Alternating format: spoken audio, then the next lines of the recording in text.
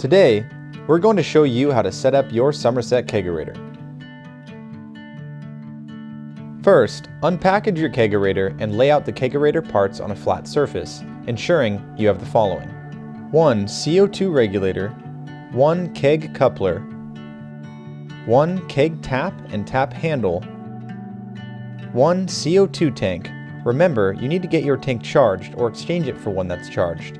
1 keg tower with internal connected translucent hose, 1 red hose with 2 fasteners, 4 short bolts and washers, and 4 long bolts, 4 nuts and 2 rubber washers, and 1 tap tray. Then, guide the translucent hose through the Kegerator opening, or if you have an island, as shown, guide it through both openings. If mounting to a countertop, secure your tower using the 4 long bolts and nuts and 2 rubber washers. If mounting directly onto your Kegerator, use the 4 short bolts and metal washers.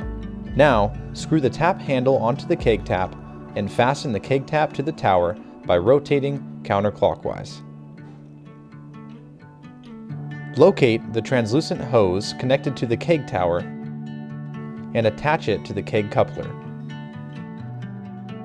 Then, connect the keg coupler to your keg by pushing down and twisting clockwise to lock it in.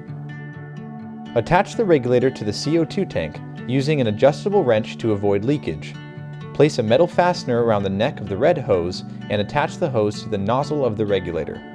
Tighten the fastener using a flathead screwdriver. Place another metal fastener around the other end of the red hose and attach to the nozzle on the keg coupler. Tighten the metal fastener.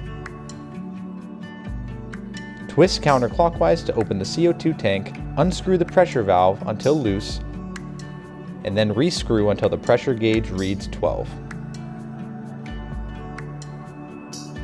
Place your CO2 tank onto the shelf and then lift the keg into the Kegerator.